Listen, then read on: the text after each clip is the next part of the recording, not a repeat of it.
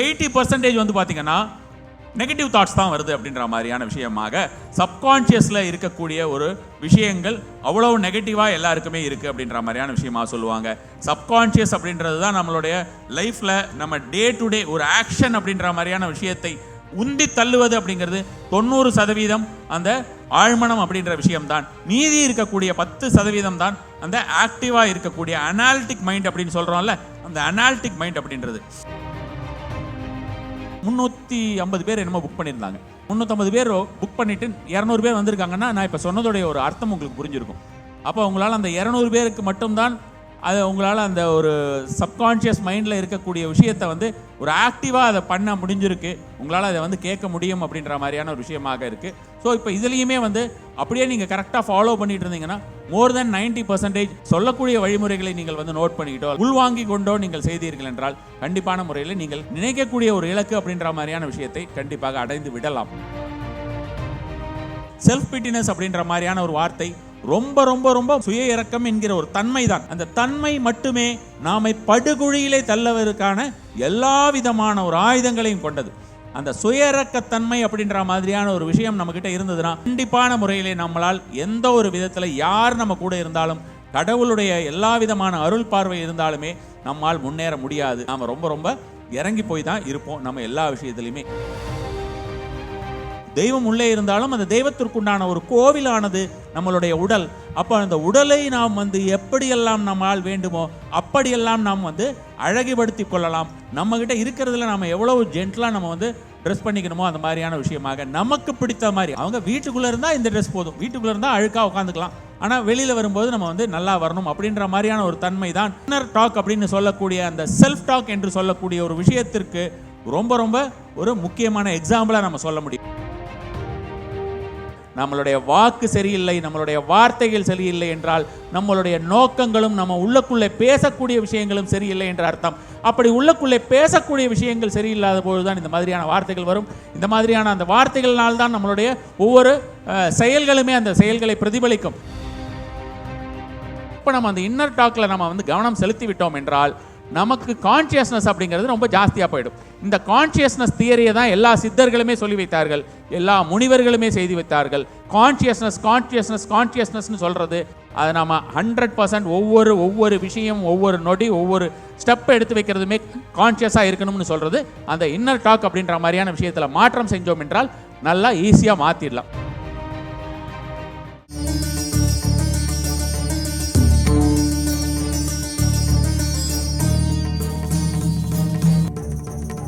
Self talk அப்படின்னு சொல்கிறது வந்து பார்த்தோன்னா அடுத்தது இந்த செல்ஃப் டாக் அப்படின்ற விஷயத்தை பொறுத்த வரைக்கும் என்னுடைய ஒரு நண்பர் ஒருத்தர் இருந்தார். அவரால் வந்து பெருசாக இப்போவுமே அவர் வந்து பார்த்தோன்னா பெரிய லெவலில் அவருக்கு வர முடியல ஃபினான்ஷியலி. பயங்கர இன்டெலிஜென்ட் அவர்.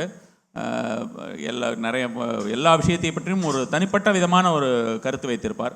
ஒரு 20 வருடத்திற்கு முன்னால் அவர்கிட்ட எனக்கு ரொம்ப ரொம்ப நெருக்கமான ஒரு பழக்கம் இருந்தது. அதுக்கப்புறம் அப்படியே என்னுடைய வேலைப்பளு காரணமாக அந்த பழக்கம் வந்து குறைந்து விட்டது. இப்போவுமே எப்போவாவது இயர்லி ஒன்ஸ் ஆர் ட்வைஸ் அவர்கிட்ட ஃபோனில் வந்து எப்படி இருக்கீங்கன்னு கேட்குறது உண்டு.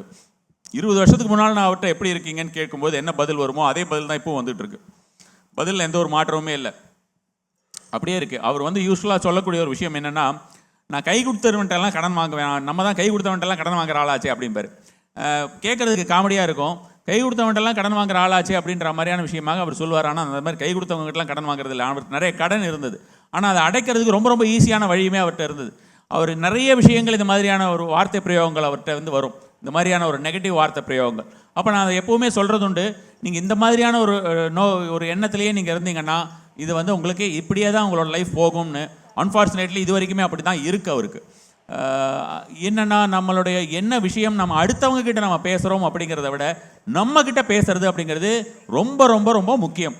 நமக்கே அறியாமல் அந்த ஒரு எல்லா விதமான தாட்ஸுமே நம்மளுக்குள்ளே போயிட்டுருக்கும். நம்மளுக்குள்ளே நம்ம அதிகமாக நம்ம வந்து மற்றவங்ககிட்ட நம்ம பேசுறது இல்லை, நமக்குள்ளே தான் நம்ம அதிகமாக பேசிக்கிறோம். அதை நம்ம முதல்ல நல்லா உள்வாங்கி கொள்ள வேண்டும். ஒரு நாளைக்கு 60,000 80,000 அளவுக்கு வந்து தாட்ஸ் நம்மளுக்கு வரதா, ஒரு மனிதனுக்கு 60,000 to 80,000 தாட்ஸ் வரதா கண்டுபிடிச்சிருக்காங்க ஆய்வில். அந்த 60,000 to 80,000 80,000 எடுத்துக்கலாம் ஒரு வழக்கு மொழிக்கு. அதில் 80% வந்து பார்த்திங்கன்னா நெகட்டிவ் தாட்ஸ் தான் வருது அப்படின்ற மாதிரியான விஷயமாக சப்கான்ஷியஸில் இருக்கக்கூடிய ஒரு விஷயங்கள் அவ்வளோ நெகட்டிவாக எல்லாருக்குமே இருக்குது அப்படின்ற மாதிரியான விஷயமாக சொல்லுவாங்க. சப்கான்ஷியஸ் அப்படின்றது தான் நம்மளுடைய லைஃப்பில் நம்ம டே டு டே ஒரு ஆக்ஷன் அப்படின்ற மாதிரியான விஷயத்தை உந்தி தள்ளுவது அப்படிங்கிறது 90% அந்த ஆழ்மனம் அப்படின்ற விஷயம்தான். மீதி இருக்கக்கூடிய 10% தான் அந்த ஆக்டிவாக இருக்கக்கூடிய அனாலிட்டிக் மைண்ட் அப்படின்னு சொல்கிறோம்ல, அந்த அனாலிட்டிக் மைண்ட் அப்படின்றது. இப்போ இது வந்திருக்கீங்க, ஒரு 4 நாளாக இதை பற்றின விஷயங்கள் தெரியும், இதை பார்த்துட்டு இப்படி வருது அப்படின்றது இல்லை. உங்களுக்குள்ளே இது மாதிரியாக ஏதாவது ஒரு விஷயம் நமக்கு கிடைத்தது என்றால், நமக்கு நம்மளோட விஷயத்தில் நம்ம போகிறதுக்கு நமக்கு ஒரு நல்ல ஒரு பாத் கிடச்சா நல்லா இருக்கும் அப்படின்றது உங்களுடைய எல்லாருக்குள்ளேயும் ஆழ்மனதில் ரொம்ப நெடுங்காலமாக பரவி கொண்டு இருக்கக்கூடிய ஒரு விஷயமாக இருந்திருக்கும். அப்படி இருந்திருந்தால் மட்டுமே உங்களால் இந்த இனிஷியேட்டிவ் எடுக்க முடியும். இப்போ ஒரு எவ்வளோ பேர், ஒரு 200 பேர் வந்திருக்காங்களா? 200 பேர் இருக்கா? 200 பேர் இருக்காங்க. 350 பேர் என்னமோ புக் பண்ணியிருந்தாங்க. 350 பேர் புக் பண்ணிவிட்டு 200 பேர் வந்திருக்காங்கன்னா, நான் இப்போ சொன்னதோடைய ஒரு அர்த்தம் உங்களுக்கு புரிஞ்சிருக்கும்.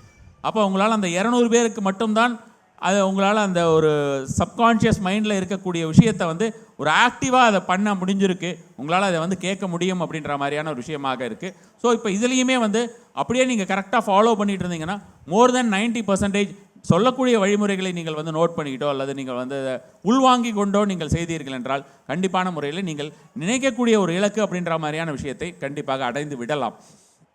அப்போ அந்த இன்னர் டாக் அப்படிங்கிறது ரொம்ப ரொம்ப முக்கியம். நமக்குள்ளேயே நாம் சொல்லிக்கொள்வது, நமக்குள்ளே நாம் சொல்லிக்கொள்வதை பிறரிடம் நாம் வந்து நம்மளை பற்றி சொல்லுறது. நான் ஏற்கனவே பேசும்போது ஒரு வார்த்தை சொன்னேன், செல்ஃப் பிட்டினஸ் அப்படின்ற மாதிரியான ஒரு வார்த்தை. ரொம்ப ரொம்ப ரொம்ப சுய இறக்கம் என்கிற ஒரு தன்மை தான் வார்த்தைங்கிறது மட்டும் இல்லாமல் தன்மை. அந்த தன்மை மட்டுமே நாமை படுகுழியிலே தள்ளவதற்கான எல்லா விதமான ஒரு ஆயுதங்களையும் கொண்டது. அந்த சுய இறக்கத்தன்மை அப்படின்ற மாதிரியான ஒரு விஷயம் நம்மக்கிட்ட இருந்ததுன்னா கண்டிப்பான முறையிலே நம்மளால் எந்த ஒரு விதத்தில் யார் நம்ம கூட இருந்தாலும், கடவுளுடைய எல்லா விதமான அருள் பார்வை இருந்தாலுமே நம்மால் முன்னேற முடியாது.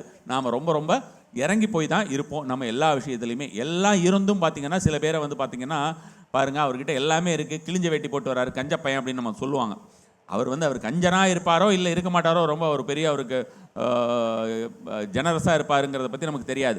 ஆனால் அவரை அவர் பார்த்து கொள்ளக்கூடிய தன்மை அப்படின்ற மாதிரியான விஷயங்கள் சாதாரணமாக ஒரு விஷயம் நான் சொல்லக்கூடியது. ரெகுலராக நான் தெரிந்தவர்கள்ட்ட எல்லாமே யாராவது வந்து நம்ம க்ளோஸ் நெட்வொர்க்கில் இருக்கிறவங்க வந்து ஏதாவது அவங்க உடை அணிந்து கொண்டிருந்தார்கள் என்றால், என்ன இப்படி உடம்பு, என்ன எந்த ட்ரெஸ் போட்டிருக்கீங்க அப்படின்னு நான் கேட்டோன்னா, வீட்டுக்குள்ளே தானே போட்டிருக்கேன் அப்படின்வாங்க. வீட்டுக்குள்ளே போங்க, போடல, உங்கள் உடம்புக்கு போட்டிருக்கீங்க அப்படின்னு சொல்லுவேன். அப்போ அந்த உடல் அப்படிங்கிறது தான் நம்மளுடைய தெய்வம், தெய்வத்துக்குண்டான ஒரு கோவில். தெய்வம் உள்ளே இருந்தாலும் அந்த தெய்வத்திற்குண்டான ஒரு கோவிலானது நம்மளுடைய உடல். அப்போ அந்த உடலை நாம் வந்து எப்படியெல்லாம் நம்மால் வேண்டுமோ அப்படியெல்லாம் நாம் வந்து அழகுபடுத்தி கொள்ளலாம். நம்மக்கிட்ட இருக்கிறதுல நம்ம எவ்வளவு ஜென்டலாக நம்ம வந்து ட்ரெஸ் பண்ணிக்கணுமோ அந்த மாதிரியான விஷயமாக நமக்கு பிடித்த மாதிரி, அடுத்தவங்களுக்கு தான் பிடிக்கணும்னு அவசியம் கிடையாது. இப்போ நான் இந்த மாதிரியான ஒரு விஷயமா கேட்கும்போது எனக்கு இதுதான் பிடிச்சிருக்கு, எனக்கு இதுதான் கம்ஃபர்டபுளாக இருக்குன்னா நான் இந்த ஒரு வார்த்தையை உங்கள்கிட்ட சொல்ல மாட்டேன் இல்லையா? ஸோ அப்போ அவங்க வீட்டுக்குள்ளே இருந்தால் இந்த ட்ரெஸ் போதும், வீட்டுக்குள்ளே இருந்தால் அழுக்காக உட்காந்துக்கலாம், ஆனால் வெளியில் வரும்போது நம்ம வந்து நல்லா வரணும் அப்படின்ற மாதிரியான ஒரு தன்மை தான் இந்த இன்னர் டாக் அப்படின்னு சொல்லக்கூடிய அந்த செல்ஃப் டாக் என்று சொல்லக்கூடிய ஒரு விஷயத்திற்கு ரொம்ப ரொம்ப ஒரு முக்கியமான எக்ஸாம்பிளாக நம்ம சொல்ல முடியும். எப்படி நாம் பார்க்கிறோம், நம்மை நாம் எப்படி உள்ளுக்குள்ளே உணர்ந்து கொள்கிறோமோ அதையே நாம் வந்து நம்மளுடைய வாழ்க்கையிலே வெளிப்படுத்துவோம். அந்த ஒரு விஷயம் மட்டுமே நம்மளுடைய வாழ்க்கையிலே வெளிப்படும். அதுதான் நான் ஏற்கனவே உங்களுக்கு நான் இப்போ சொன்ன மாதிரி 80% to 90% சப்கான்ஷியஸ் மைண்ட் என்று சொல்லக்கூடியது நமக்கு உள்ளுக்குள்ளேயே நம்ம வந்து ஆழமாக நம்ம போட்டு பூட்டி வைக்கக்கூடிய அத்தனை விஷயங்களும் வெளிக்கொண்டு வந்து அது செய்யக்கூடிய ஒவ்வொரு தன்மையினால் தான் மட்டுமே நம்ம வந்து ஒவ்வொரு ஆக்ஷன்ஸுமே இருக்குது. அந்த ஆக்ஷன்ஸும் நம்மளுடைய தாட் லெவல், நம்மளுடைய சேஞ்சஸ் எல்லாமே அப்படி இருக்குது. எண்ணங்கள் நமக்கு சரியாக இல்லாத பொழுது நம்மளுடைய செயல்களிலுமே அதற்குண்டான ஒரு பலன் கிடைப்பதில்லை. அந்த செயல்களிலே பலன் கிடைக்காத பொழுது நாம் பிறரையோ அல்லது தெய்வத்தையோ நொந்து கொண்டு எந்த விதமான ஒரு பிரயோஜனமுமே இல்லை. நாம் உள்ளுக்குள்ளே மாற்றி நான் மட்டும்தான் வெளியில் அந்த ஒரு விஷயம் தெரியும். இதுவுமே நான் அந்த என்விரான்மெண்ட்டில் ஏற்கனவே சொன்ன மாதிரியான விஷயந்தான். உங்களுடைய ஆரா சேஞ்ச் ஆச்சு அப்படின்ற மாதிரி இருந்தால் அடுத்தவங்க எய்தர் உங்ககிட்ட வராமல் இருப்பாங்க, இல்லைனா உங்ககிட்ட மாற்றும்போது நல்லபடியாக நடந்துப்பாங்க. இந்த உங்ககிட்ட மட்டும் நல்லபடியாக நடந்துப்பாங்க அப்படின்றது நீங்கள் பல இடத்துல பார்த்துருப்பீங்க. சிலரிடம் ரொம்ப முரண்டு பிடிச்சி பண்ணுறவங்க கூட வேற ஒரு சிலரிடம் சாதாரணமான விஷயமா நடந்துப்பாங்க. அவங்கக்கிட்ட இதெல்லாம் வேலைக்கு ஆகாதுன்னு தெரிஞ்சிருக்கும். அவங்க அந்த மாதிரியான ஒரு டைப்பாக இருப்பாங்க. அப்படி நீங்கள் உங்களை மாற்றிக்கொள்ளுங்கள். அதாவது எந்த விஷயத்துக்கு, அந்த நெகட்டிவிட்டி அல்லது வந்து தேவையில்லாத ஒரு குப்பைகளை என்னிடம் சேர்க்க வேண்டிய எனக்கு அவசியம் இல்லை அப்படின்ற மாதிரி. நம்மளுடைய மைண்டு தான் ரொம்ப ரொம்ப ஒரு மோசமான ஒரு கருவி அப்படின்ற மாதிரியான ஒரு விஷயமாக நான் சொல்லியிருந்தேன். இப்போ சமீபத்தில் வந்து பார்த்தோன்னா ஒரு 10 நாளுக்கு முன்னால், எக்ஸாக்டாக 10 டேஸ் முன்னால் ஒரு இறப்பு நிகழ்ச்சியை வந்து கேள்விப்படுகிறேன். இதை நீங்கள் கேட்டிங்கன்னா கொஞ்சம் கிளியராக இது எப்படி ஒர்க் ஆகுது அப்படின்ற ஒரு விஷயத்தை வந்து புரிஞ்சுக்கலாம். ஒரு ரொம்ப தெரிந்தவங்க அவங்களோட ஒரு இறப்பு நிகழ்ச்சியை வந்து நான் கேள்விப்படுகிறேன்னு வச்சுக்கோங்க. Accident death. ஸோ இப்போ அந்த ஆக்சிடென்ட் டெத் வந்து என்ன ஆகுது அப்படின்னு பார்த்தோன்னா, அந்த ஆக்சிடென்ட் டெத் ஆனோடனே என்ன ஆகுது அப்படின்றது யாருக்குமே தெரியல. ஃபஸ்ட் எடுத்தோன்னா அந்த இருக்கக்கூடிய நபர்களுக்குமே என்னன்றது தெரியலை. அதுக்கப்புறம் பார்த்தோன்னா நாங்கள்லாம் என்ன நினச்சிக்கிறோம் அப்படின்னா, வந்த ஒரு செய்தியை வைத்துக்கொண்டு அதை பற்றி சிறிது நேரம் பேசுகிறோம். எப்படி பேசுகிறோம் அப்படின்ற மாதிரியான விஷயமா பார்த்தோன்னா, அவங்க வந்து ஒரு லாரியிலையோ எங்கேயோ போய் அடித்து அவங்க வந்து கீழே விழுந்துட்டாங்க. எதுவும் உடம்பெல்லாம் நல்லா தான் இருக்குது, எதுவும் ஒன்றும் ப்ராப்ளம் இல்லை, ஆனால் கீழே விழுந்து அவர் இறந்து போயிட்டார் அப்படின்ற மாதிரியான ஒரு விஷயமாக பார்க்குறோம். அதை பற்றி ரொம்ப வேதனையான வருத்தமான விஷயம்தான் இப்பொழுதும் கூட. நம்மளுடைய மனம் எப்படி வேலை செய்வது அப்படின்றதுக்காக அது ரொம்ப என்னால் டக்குன்னு அந்த ஒரு எக்ஸாம்பிள் சொல்ல முடியும்னா என்னால் இப்போ சொல்ல முடியும். அதுக்காக சொல்கிறேன். அதை பற்றி கொஞ்சம் நேரம் பேசுகிறோம், சரியா? அடுத்தது வந்து ஒரு 2 days or 3 days கழித்து வந்து நமக்கு வேறு நிறைய விஷயங்கள், ஒரு 4-5 நாள் கழித்து நம்ம வந்து வரக்கூடிய விஷயங்களை படி பார்த்தோம் என்றால் அது கிடையாது உண்மை. எந்த வண்டிலையும் அடிக்கலை, அவர் ஏதோ வேகமாக போயிருக்காரு. வேகமாக போயிட்டு அவர் வந்து கொஞ்சம் கான்ஷியஸாக இல்லை. அப்போ வந்து அவர் ரோட்டில் தேய்ச்சிட்டு விழுந்திருக்கார், அவ்வளோதான். ஆனால் அதுக்குள்ளே இந்த இன்சிடெண்ட் நடந்ததுக்கு வந்து நிறைய பேருடைய ஒரு வார்த்தைகள்னாலும் விஷயத்தினாலுமே அதற்கு நிறைய இந்த மாதிரி கடந்தார், இப்படி துடிச்சுக்கிட்டு இருந்திருப்பாரு. அப்போ மனசை நமக்கு தோணும் இல்லையா? தெரிஞ்சவங்க வேற அப்படின்னும் போது, ஐயோ துடிச்சுக்கிட்டு இருந்திருப்பாரு, அவரை யாராவது பண்ணலையா, என்ன மக்கள் என்ன இப்படி இருக்காங்க, இப்படியெல்லாம் வரும்ல. ஸோ இவ்வளோ விஷயமும் வந்திருக்கு. இத்தனையும் என்ன, நம்ம வந்து நம்மளுடைய மனதிற்கு ஃபீட் பண்ணுறோம். நம்ம தேவையில்லாத விஷயத்தை மனசுக்குள்ளே ஃபீட் பண்ணிக்கிட்டே இருக்கோம். ஒவ்வொரு நொடியும் நாம் ஃபீட் பண்ணுறோம். ஸோ அப்போ எந்த அளவுக்கு அதை ஃபீட் பண்ணி வச்சுருக்கோம், அதுக்கப்புறம் அது கிடைக்கக்கூடிய ஒரு அதோட ஒரு விஷயம் என்ன? அப்போ நம்ம இது மாதிரி எந்தெந்த விஷயத்தெல்லாம் நம்ம வந்து ஒரு இது இப்படி தான் இருக்கும், இவங்க இப்படி தான் எப்போவுமே, இது எனக்கு தெரியும். எவ்வளோ பேர் அந்த மாதிரி நம்ம பேசுகிறோம். எவ்வளோ கைண்ட் ஆஃப் ஒரு அசம்ஷன்கிறது வேணும். அந்த அசம்ஷன்கிறது நம்மளுடைய ஒரு வாழ்க்கைக்கு நமக்கு தேவையான விஷயமே தவிர அடுத்தவர்களை அசியூம் பண்ணிக்கிறதுக்காக இவர்கள் இப்படி இருப்பார்கள், இவர்கள் இப்படித்தான் எனக்கு ஏற்கனவே தெரியும் என்று நினைக்கக்கூடிய விஷயத்திற்காக அல்ல. ஸோ அப்போ அந்த அசம்ஷன்கிறது இதுக்கு மட்டுமே யூஸ் பண்ணக்கூடிய ஒரு விஷயமாக இருக்க வேண்டும். நம்மளுடைய ஒரு முன்னேற்றத்திற்காக நாம் இந்த மாதிரி சின்ன சின்ன விஷயங்கள் எல்லாம் அந்த ஒரு உள்ளுக்குள்ளே நம்ம போடுறோம். அப்போ நம்ம வந்து மக்கள் எப்படி இந்த மாதிரி விட்டுட்டு போயிட்டாங்க, இந்த மாதிரி பண்ணிட்டாங்களே, இவங்க இப்படி பண்ணிட்டாங்களே, அவங்க அப்படி பண்ணிட்டாங்களே, இதெல்லாம் செல்ஃப் டாக். இந்த செல்ஃப் டாக் என்ன ரிவீல் பண்ணுது அப்படின்னு பார்த்தோன்னா, செல்ஃப் டாக்காகவும் இருக்குது, கூட இருக்கவங்ககிட்டையும் பேசுகிறோம். இது வந்து என்ன ஒரு ரிவீல் பண்ணுது இந்த ஒரு விஷயம் அப்படின்னு பாருங்கள். என்ன ஒரு விஷயத்தை வெளிக்காட்டுகிறது? வெளிக்காட்டக்கூடிய ஒரு விஷயம் என்னன்னா, நமக்கு ஏதோ ஒரு வகையில் சமூகத்தின் மீது கோபம் இருக்கிறது. அந்த கோபம் வேறு மாதிரியான விஷயமா வெளியில் வருது. ஏதோ ஒரு விதத்தில் ஏதோ மேலே ஒரு கோபம் இருக்குது இல்லையா, ஏதோ ஒரு விரக்தி இருக்குது, ஏதோ ஒரு ஃப்ரஸ்ட்ரேஷன், எதையோ ஒன்று பேசுகிறதுக்கு பேசுகிறோம். விஷயம் தெரிஞ்சு பேசுகிறோமா, விஷயம் தெரியாமல் பேசுகிறோமான்றது தெரியாது. ஸோ ஓஷோ சொல்லுவார், ஒரு பர்சன்கிட்டேருந்து ஒரு வார்த்தை இன்னொருத்தட்ட போகும்போதே அது பொய்யா போயிடும்னுவார். அது மாதிரியான ஒரு வார்த்தை, அந்த ஒரு விஷயம் இருக்கிறது. அப்போ நம்மளுடைய வார்த்தைகள் ஒன்றும் என்ன, இப்போ ரீசெண்டாக நான் செய்யக்கூடிய நிறைய பாட்காஸ்ட்டில் பார்த்துருப்பீங்க. அந்த பாட்காஸ்ட்டில் வாமனன் சேஷாத்ரி சேனல்லே வருது.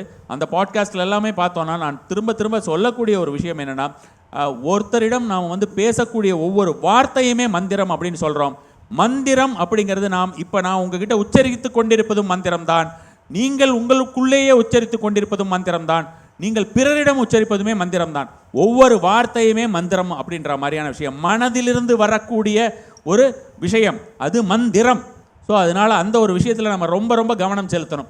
அந்த மந்திரம் அப்படிங்கிறதுக்கு உண்டான தனிப்பட்ட ஒவ்வொரு சவுண்ட் ஃப்ரீக்வன்சிஸில் இருக்கக்கூடிய விஷயங்கள்லாம் அதி அற்புதமான மிராக்கிள்ஸை நம்ம கொண்டு வந்து தருது அப்படின்ற மாதிரியான விஷயமா சொல்லலாம். ஸோ இப்போ அகைன் நம்ம இப்போ இந்த ஒரு விஷயத்தில் பார்க்கும்போது என்னென்ன ஏரியாஸில் எல்லாம் நாம் இந்த வேண்டாத விஷயங்களை நாம் மனசுக்குள்ளே புகுத்தி ஒரு செல்ஃப் டாக் அப்படின்ற மாதிரியான விஷயத்தில் நம்மளை நாமே ஏதாவது ஒரு விஷயம் சொல்கிறோம், அல்லது நம்ம ஒருத்தட்ட பேசும்போது அந்த ஒரு விஷயம் சொல்கிறோம். நம்மளை பற்றி நாம் என்ன நினச்சிக்கிட்டு இருக்கோம்? நீங்கள் ஒரு டைரியில் எடுத்து எழுதுங்க, என்னை பற்றி நான் என்ன நினைக்கிறேன், நான் யார், நான் என்னோட சின்ன வயசில் எனக்கு என்னெல்லாம் நடந்தது. இப்போ நான் 3 வயசுலேருந்து 8 வயசு வரைக்கும் எனக்கு வந்து இந்த மாதிரியான ஒரு கண்டிஷனிங் இருந்திருக்கும். மணி பற்றின ஒரு கண்டிஷனிங், வெல்த் பற்றின ஒரு கண்டிஷனிங் இருந்திருக்கும். பணம்னாலே தப்பு, இவன் பணக்காரனாயிட்டான், இவன் எப்படியெல்லாம் ஆயிருப்பானோ தெரியாது, நமக்கு உண்மையாகவே தெரியாது. ஆனால் நம்ம பேசுகிற ஸ்டோன் வந்து இப்படி தான் இருக்கும். இவெல்லாம் எப்படி ஆயிருப்பான், எப்படி வேணால் ஆயிருக்கலாம், இவங்களுக்கெல்லாம் சும்மாவாக வந்திருக்கும், அப்படி பண்ணியிருப்பாங்க, இப்படி பண்ணியிருப்பாங்க, இப்படி தானே எல்லாருமே பேசுகிறாங்க பொதுவாக. அப்படி தானே ஒரு எண்ணங்கள் வருகிறது. ஒரு கிசு அப்படின்ற மாதிரியான விஷயமாக ஒரு பொலிட்டீஷியன்ஸ் பற்றி பேசினாலோ, ஒரு ஆக்டர்ஸ் பற்றி பேசினாலோ அப்படி தானே வருது. எல்லாத்தையும் நம்ம படிக்கவோ பார்க்கவோ கேட்கவோ வேண்டிய ஒரு சந்தர்ப்பம் வருகிறது அல்லவா? எல்லாத்தையுமே நம்ம அது மாதிரி தானே பண்ணுறோம், ஒவ்வொரு விஷயத்தையுமே. ஸோ அப்போ அது எந்த அளவுக்கு நம்ம அதில் கவனம் செலுத்தணும்? அப்போ நம்ம யார் அடுத்து நம்மளை பற்றியே நமக்கு தெரியலை, நமக்கு எப்படி அடுத்தவங்களை பற்றி தெரியும்? அப்போ இது எல்லாமே சின்ன சின்ன விஷயங்கள், ஒவ்வொன்றையுமே நம்ம வந்து கரெக்ட் பண்ணிக்க வேண்டிய விஷயம். இவ்வளோ விஷயம் நம்ம கரெக்ட் பண்ண வேண்டிய விஷயங்கள் இருக்கிறது. இதெல்லாம் கரெக்ட் பண்ணாதான் நாம் வந்து பணப்பட்டியில் நம்ம பணத்தை வச்சாலோ அல்லது பணப்பட்டியில் வேறு ஏதாவது ஒரு மந்திரங்களை வைத்தாலோ அல்லது வேறு ஏதாவது ஒரு சாம்ஸ் நம்ம வச்சோன்னாலுமே அது வந்து ப்ராப்பராக தொடர்ந்து ஒர்க் ஆகும்.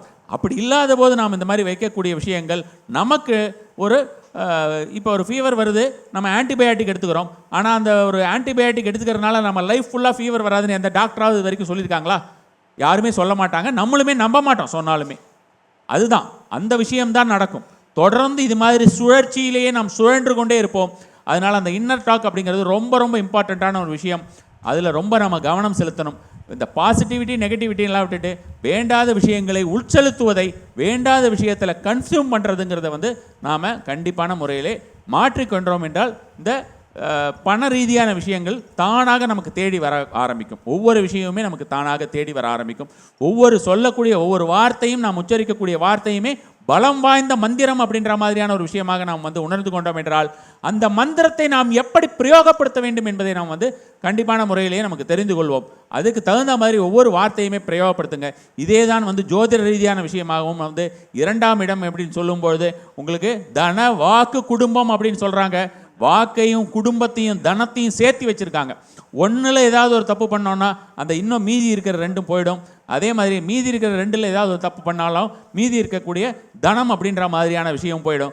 நம்மளுடைய வாக்கு சரியில்லை, நம்மளுடைய வார்த்தைகள் சரியில்லை என்றால் நம்மளுடைய நோக்கங்களும் நம்ம உள்ளுக்குள்ளே பேசக்கூடிய விஷயங்களும் சரியில்லை என்ற அர்த்தம். அப்படி உள்ளுக்குள்ளே பேசக்கூடிய விஷயங்கள் சரியில்லாத பொழுதுதான் இந்த மாதிரியான வார்த்தைகள் வரும். இந்த மாதிரியான அந்த வார்த்தைகள்னால்தான் நம்மளுடைய ஒவ்வொரு செயல்களுமே அந்த செயல்களை பிரதிபலிக்கும். அப்படி அந்த பிரதிபலிக்கக்கூடிய ஒவ்வொரு செயல்களினால்தான் நமக்கு கிடைக்கக்கூடிய ரிசல்ட்ஸுமே இருக்கும். அதனால் அந்த ஒவ்வொரு விஷயத்துக்கும் நமக்கு ரிசல்ட் எதிர்பார்க்குறோன்னா கண்டிப்பான முறையிலேயே நம்மளுடைய உள்ளுக்குள்ளே பேசிக்கிறதுன்றது பார்க்கணும். சரி, அப்படி உள்ளுக்குள்ளே பேசிக்கிறதுக்கு எனக்கு நிறைய இந்த மாதிரி வந்து போகுது, என்ன பண்ணுறதுன்னு தெரியலையா? அதுக்கு தான் நான் கண்ணாடியில் பாருங்கன்றேன். இப்போ ரீசன்ட் டேஸாக பார்த்தீங்கன்னா கண்ணாடியை பார்த்து பண்ணுங்கள், எழுதுங்க நிறைய அப்படின்னுலாம் சொல்லிகிட்டு இருக்கேன் அடிக்கடி. காரணம் வந்து எல்லாமே நியூரோ சயின்ஸ் பேக்டு. நாம் வெறும் ஒரு ஜோதிடம் அப்படின்ற ஜோதிடம் மாதிரி நம்ம ஃபுல்லாக கொண்டு போகாமல் எல்லாமே இன்டர் கனெக்டடாக இருந்தாலும் இந்த மாதிரியான விஷயங்களும் நம்மளுடைய மூளை எப்படி ஒரு விஷயத்தை அணுகுகிறது, நம்மளுடைய ஆழ்மனம் எப்படி ஒரு விஷயத்தை அணுகுகிறது அப்படின்ற மாதிரியான விஷயங்கள் தெரிந்து கொண்டு நாம் செய்தோம் என்றால் அதுக்கு நாளைக்கு நான் சொன்ன மாதிரி தான் உங்களுடைய குழந்தைகள் ஏதாவது அப்பா ஏன் இப்படி பண்ணுறேன், அம்மா ஏன் இப்படி பண்ணுறேன் அப்படின்னா பாருப்பா இதுதான் பண்ணுறேன் அப்படின்னு சொன்னால் அந்த குழந்தைங்க வந்து சாட் ஜிபிடிலையோ அல்லது வந்து ஜெமினிலையோ போட்டு கேட்டாலோ அல்லது கூகுளில் போட்டு கேட்டாலுமே நீங்கள் சொல்கிறது உண்மையாக இருக்கும். நீங்கள் ஏதோ ஒரு விஷயத்தை நீங்கள் அதை அசியூம் பண்ணிவிட்டு ஏதோ ஒன்று சொல்கிறீங்க, அது வந்து உண்மை இல்லை என்று சொல்லாது. அதுவுமே என்ன உண்மையோ அந்த ஒரு உண்மையான விஷயத்தை தான் சொல்லும். அதனால் இத்தனையும் தெரிஞ்சுட்டு பண்ணும்போது அதற்கு உண்டான பலன் அப்படிங்கிறது ரொம்ப ரொம்ப அதிகமாகவே இருக்கும். அதுக்காக தான் இந்த மாதிரியான ஒரு பதிவுகள் கொடுத்து கொண்டிருக்கிறேன். கண்டிப்பாக இன்னொரு விஷயம், நான் வந்து எப்படி வந்து ஒரு வேண்டாத ஒரு சில நெகட்டிவ் மூவிஸ் எல்லாம் பார்க்காதீங்க, நெகட்டிவ் இதெல்லாம் பார்க்காதீங்கன்னு சொல்கிறேனோ அது மாதிரி கண்டிப்பாக டெய்லி ராசி பலன் அப்படின்றத பார்த்தோன்னா கண்டிப்பான முறையில் நம்ம வேறு ஏதாவது ஒரு இடத்துல போய் நிற்போம். அதனால் அந்த டெய்லி ராசி பலன் கேலண்டரில் பார்த்து ராசி பலன் அப்படின்றதெல்லாம் அது வந்து அவாய்ட் பண்ணுறது எந்த அளவுக்கு அவாய்ட் பண்ண முடியுமோ அந்த அளவுக்கு அவாய்ட் பண்ணுங்கள். அது நானே சொன்னாலுமே அவாய்ட் பண்ணுங்கள். லக்கிலி நான் அது வரைக்கும் அந்த மாதிரியான ஒரு விஷயத்துக்குள்ளே போனதில்லை. எவர் ஒருவர் சொன்னாலுமே சரி டெய்லி ராசி பலன் அப்படின்ற மாதிரியான ஒரு விஷயத்துக்குள்ளே போயிட்டு அந்த ராசி பலனில் இப்படி டிவியில் இப்படி சொல்லிட்டாங்க, யூடியூப்பில் இப்படி சொல்லிட்டாங்க அப்படின்னுட்டு அதை பேஸ் பண்ணி உங்களுக்கு மைண்டுக்கு நீங்கள் வந்து உங்கள் பிரெயினுக்கும் சரி உங்களுடைய ஆழ்மனதிற்கும் ஒரு கமாண்ட் கொடுத்துட்டிங்கன்னா அந்த நாள் அப்படி தான் போகும். இன்றைக்கி எனக்கு நாள் சரியில்லையா பண்ண முடியாது, எனக்கு சந்திராஷ்டமம் பண்ண முடியாது. சந்திராஷ்டமம் 7 மணி நேரம் தான், 2.5 மணி நேரம் நமக்கு வந்து சாலிடாக வீணாக்கக்கூடிய ஏகப்பட்ட ஆயிரக்கணக்கான நபர்கள் நான் பார்த்துருக்கேன். சாலிடாக 2.5 மணி நேரத்தை வீணாக்குவாங்க. நட்சத்திரப்படி தான் பார்க்கணும். நட்சத்திரப்படி பார்த்தா 7 மணி நேரம் தான் வரும். என்ன பாதம் இருக்கோ அந்த பாதப்படி தான் பார்க்கணும். இவ்வளோ வந்து நுணுக்கமாக ஒவ்வொருத்தருக்கும் சந்திராஷ்டமம் சொல்லிட்டு இருக்க முடியாது ராசி பலனில் உட்காந்து. ஸோ அதனால் ராசி பலன் அப்படிங்கிறது நம்ம ஜெனரிக்காக தான் சொல்லுவாங்க. எல்லோரும் சொல்லும் போதுமே யார் சொன்னாலும் சரி, நானே வந்து உட்காந்து சொன்னாலுமே வந்து ராசி பலன் ஏதாவது ஒரு விஷயத்துக்கு சொன்னாலுமே சந்திராஷ்டமம் அப்படின்னு பார்க்கும்போது ஒவ்வொருத்தருக்கும் தனித்தனியாக நான் அந்த 7 மணி நேரமாக சொன்னேன்னா 27 நட்சத்திரத்துக்கும் 4 பாதத்துக்கும் 108 பேருக்கு நான் வந்து 7 மணி நேரத்துக்கு நான் சொல்லிக்கிட்டு இருந்தேன்னா அந்த வீடியோவை பார்க்காம போயிடுவீங்க இல்லையா? யார் பார்ப்பீங்க? இல்லை, சொல்கிறதுக்கு நமக்கு நேரம் இருக்கணுமே. டெய்லி ராசி பலன் சொல்கிறது வந்து ஒரு 20 நிமிஷமோ 30 நிமிஷமோ அதிகபட்சமாக அல்லது வந்து 10 நிமிஷமோ சொல்கிறாங்க. அப்படி 10 நிமிஷம் சொல்லாமல் அந்த ஒரு விஷயத்தையே 1 மணி நேரம் சொன்னாங்கன்னா எப்படி இருக்கும்? பார்க்க முடியுமா நம்மளால்? அதனால சந்திராஷ்டமம் அப்படிங்கிறதுக்கு நம்ம வந்து அப்படி தள்ளி வைக்க வேண்டும் என்று நினைத்தால் நம்மளுடைய சந்திரனானவர் யார்? சந்திரன், நம்மளுடைய மனம். அந்த மனம் அப்படின்ற மாதிரியான விஷயம் வந்து அஷ்டம பாகம் என்று சொல்லக்கூடிய அந்த 8ஆம் இடம் என்று சொல்லக்கூடிய மறைவு ஸ்தானம் என்று சொல்லக்கூடிய இடத்திற்கு போகிறது. நம்மளால கான்சியஸா இருக்க முடியாது. அதனால சில விஷயங்களை செய்ய வேண்டாம் என்றுதான் அர்த்தமே தவிர, சந்திராஷ்டமத்தில் ஏதாவது செஞ்சா ஏதாவது ஆயிடும், போனா ஆக்சிடென்ட் ஆயிடும் அப்படின்னா அது அர்த்தமே கிடையாது. அந்த மாதிரியான விஷயமே இல்லை. சந்திராஷ்டமங்கிறது ஒன்லி ஃபார் மைண்ட். எனக்கு மைண்ட் ரொம்ப கிளியராக இருக்குது, நான் ஒவ்வொரு விஷயத்தையும் அடி எடுத்து வைக்கிற ஒவ்வொரு விஷயத்தையும் கான்ஷியஸாக வைப்பேன்னு நினச்சிங்கன்னா எந்த அஷ்டமும் உங்களுக்கு ஒன்றும் பண்ணாது.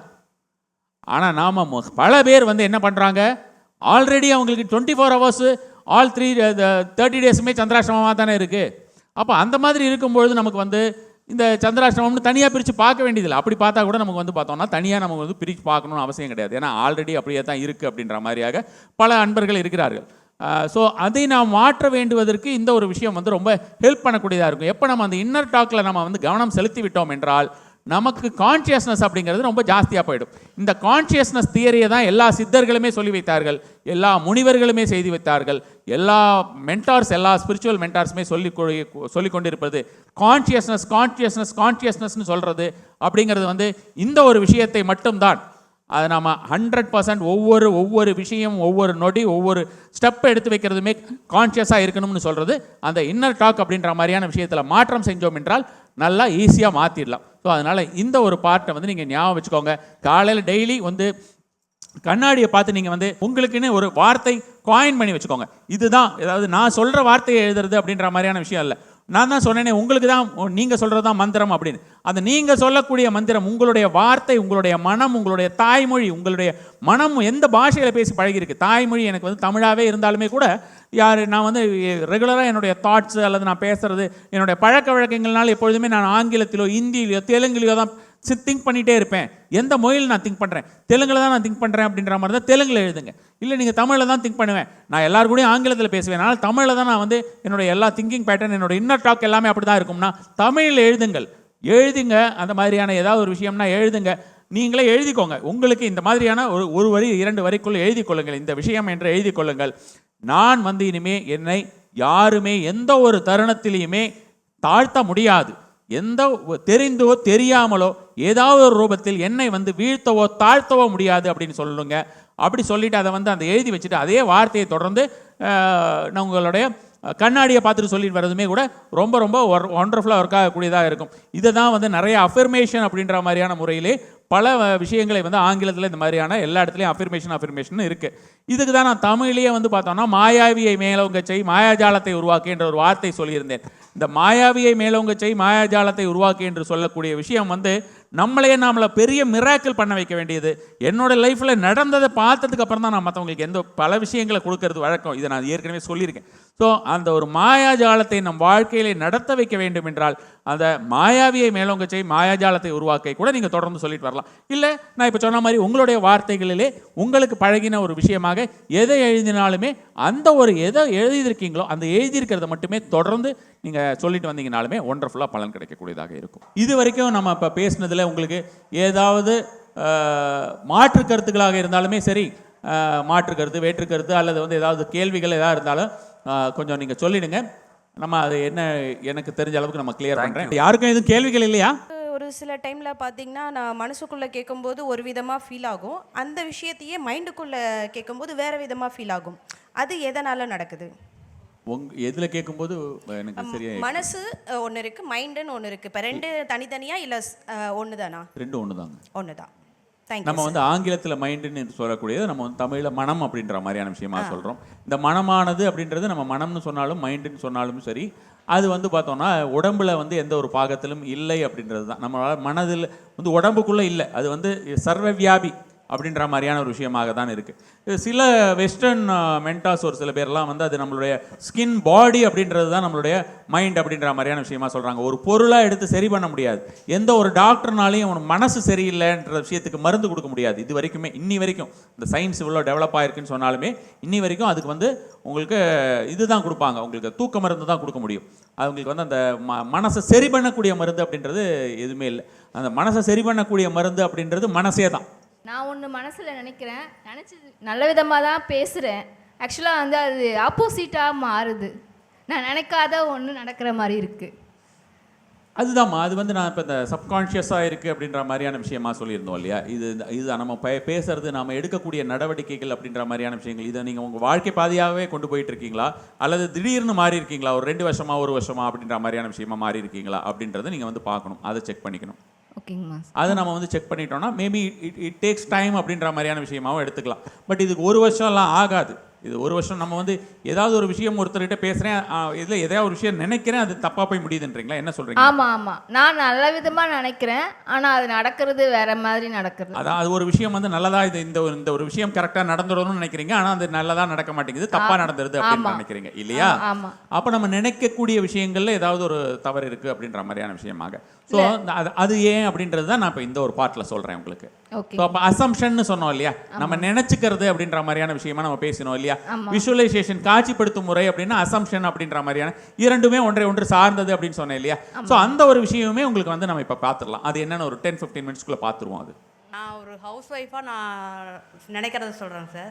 இப்போ நல்லா பணக்காரத்தனமாக இருக்கணும், நம்ம பணக்காரங்களாகணும், நம்ம செல்வந்தங்களாக இருக்கணும், நல்ல பொருள் வாங்கணும், நல்லா விலை உயர்ந்ததாக வாங்கணும், ஒரு பிராண்டடெல்லாம் நம்மளும் போடணும்னு நம்ம நினைக்கிறோம்.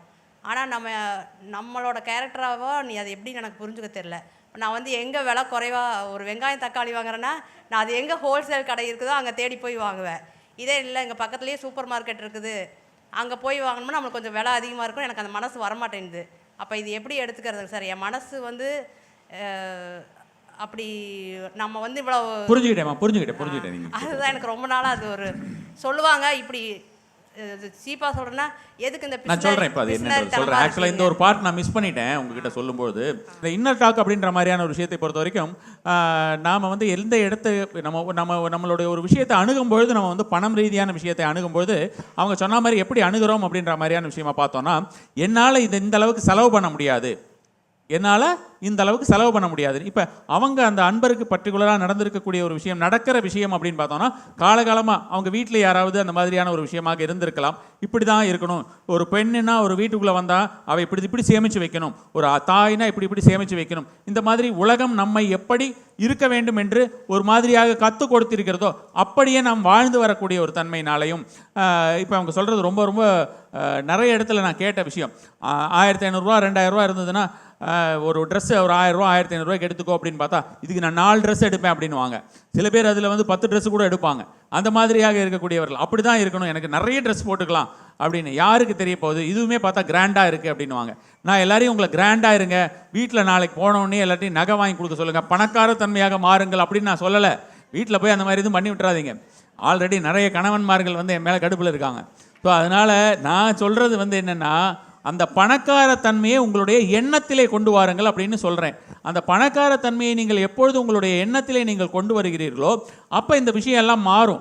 நாம் மனம் அப்படின்ற விஷயத்தை பற்றி நம்ம ஏன் இவ்வளோ நேரம் பேசினோன்னா, நம்மளுடைய சப்கான்ஷியஸ் மைண்ட் ஆர் அந்த பிரபஞ்சமே நம்ம கேட்டுக்கொண்டு இருக்கக்கூடியது என்னென்னா, அல்லது நம்மளோட பிரெயின்னு வச்சுக்கலாம். நம்ம பிரபஞ்சம் அப்படின்னு சொல்கிறத நான் பிரெயின்னு சொல்கிறேன். இதுக்குமே நான் பெருசாக விளக்கம் கொடுத்துருக்கேன். இப்போ ஒரு 2-3 இன்டர்வியூவில் கொடுத்துருக்கேன், அது வரும் உங்களுக்கு. அந்த ஏன் இப்போ நான் வந்து பிரெயினை வந்து நான் பிரபஞ்சம் அப்படின்னு சொல்கிறேன் அப்படின்ற விஷயத்தையும் நான் சொல்லியிருக்கேன். அதை பற்றி நாம் வந்து ஒரு இடத்துக்கு போயிட்டு இது வந்து costly I can't afford it அப்படின்ற மாதிரியான வார்த்தையாக நம்ம வந்து சொல்கிறோம். ஐ காண்ட் அஃபோர்ட், இது எனக்கு ரொம்ப விலை ஜாஸ்தி. இதை ரொம்ப ஸ்ட்ராங்காக உங்களுடைய பிரெயின் கேட்டுக்கோங்க. ஏதாவது ஒரு நியூரோ சயின்டிஸ்ட் டாக்டர்கிட்ட போய் கேட்டுக்கோங்க, அவங்க இதை பதிலை வந்து ரொம்ப டீட்டெயில்டாக சொல்லுவாங்க. நீங்கள் எந்த ஒரு விஷயத்தை இது ரொம்ப காஸ்ட்லி, இது ரொம்ப இந்த விஷயம் வந்து ஐயோ இதெல்லாம் நம்மளால் பண்ண முடியாது, இதெல்லாம் ரொம்ப காஸ்ட்லி அப்படி நினைக்காதீங்க. எப்படி இது எனக்கு வாங்குவதற்குண்டான நிலையை நான் ஏற்படுத்தி கொள்ள முடியும் அப்படின்றது, அந்த எப்போ ஒரு எண்ணம் வருதோ, நகை விலை ஏறி போச்சு, என்னால் வந்து 10 பவுன்லாம் 20 பவுன்லாம் வாங்க முடியாதுன்னு நினைக்காதீங்க. இனிமே எவ்வளோ பேர் இப்போ சொல்கிறாங்க தங்க விலைலாம் பயங்கரமாக ஏறிக்கிட்டே இருக்குது, இனிமேலாம் நம்மளால் வாங்க முடியாது, இனிமேலாம். ஆனால் இருக்கிறதுலே வந்து தங்கத்தை அதிகமாக சேர்த்துருக்கிறது நம்ம நாட்டு பெண்கள் தான். அவ்வளோ பேர் வீட்லேயுமே அது அத்தனையுமே இருக்குது. இதையே வாங்க முடியாதுன்னு நம்மளோட பாட்டி காலத்துலேருந்தே சொல்லிக்கிட்டே இருக்காங்க. ஏன்னா அப்பையிலேருந்தே ஸ்டெப் பை ஸ்டெப்பாக ஏறிக்கிட்டே தான் இருக்குது. ஸ்டாண்டர்டாக என்றைக்குமே இருந்ததில்லை, ஆனால் வாங்கிக்கிட்டே தான் இருக்கும். ஆனால் அதையும் செய்கிறோம் இதையும் செய்கிறோம், அதனால தான் அடகு கடைக்கு போகுது.